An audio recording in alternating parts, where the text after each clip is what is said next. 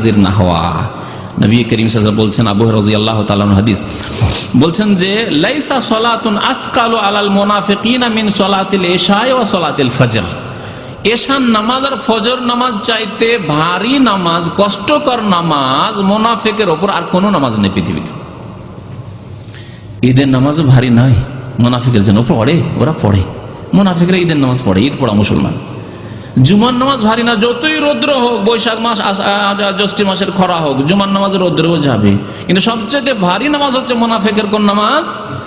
এশা এবং ফজর। এশা গ্রামের মুনাফিকদের জন্য ভারী, আর শহরের মুনাফিকদের জন্য ফজর নামাজ ভারী। খুব সংক্ষেপে আমি দুটি কথা বললাম, একে ব্যাখ্যা করে বুঝাতে আবার সময় লাগবে।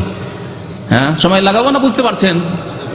গ্রামের লোকেরা মাগরিব হইলে অন্ধকার হয়ে গেল, খেয়ে দিয়ে এসা পড়ে শুয়ে গেল, হয়তো এসার আগে খেয়ে নিয়েছেন, এসার পরে পরে খেয়ে দিয়ে রাত 8টা 9টার মধ্যে সব ঘুম, ঠিক না? যারা গ্রামে বাস করেন ভালো করে বুঝছেন। তাহলে রাত 9টায় ঘুমিয়ে গেলে একটা অমুসলিমও জাগতে পারে ফজরের আগে আগে, ভোর রাতে উঠে বসে আছে, চাষি চাষ করতে যাচ্ছে, ফজরের আগে গিয়ে মাঠে পৌঁছে গেছে, ঠিক না? তাহলে তাদের জন্য ফজর নামাজটা হালকা, কিন্তু এশার নামাজ, এশার নামাজ মুশকিল তাদের জন্য। অন্ধকারে যাবো রে, কোথায় পোকামাকড় আছে, কোথায় সাপ আছে, কি কোথায় চোর ডাকাত থাকতে পারে, কি ঝামেলা করা দরকার, ঘরে পড়িনি, পড়লো না হলে মাগরিব পরে খেয়ে দিয়ে সব শুয়ে গেল, বাল বাচ্চা নেই।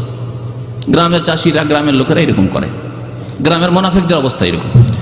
শহরের মুনাফিকরা রাত্রে কেনা কাটা এই সেই করলো, যা করলো তা করলো, বা ব্যবসা বাণিজ্য চাকরি এই সেই করে আসলো, আসার পরে এখন টিভি দেখতে বসলাম।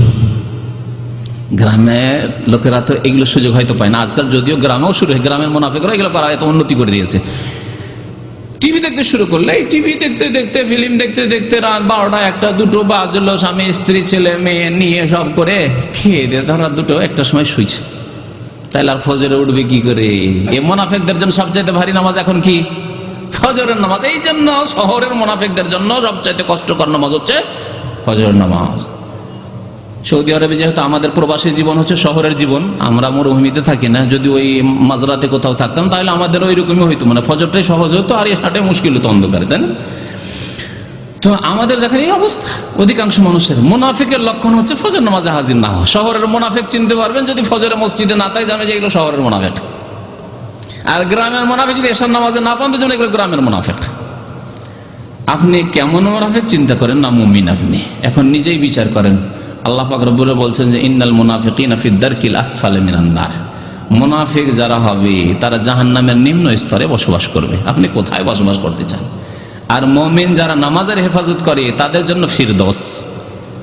স্পষ্ট আমাদের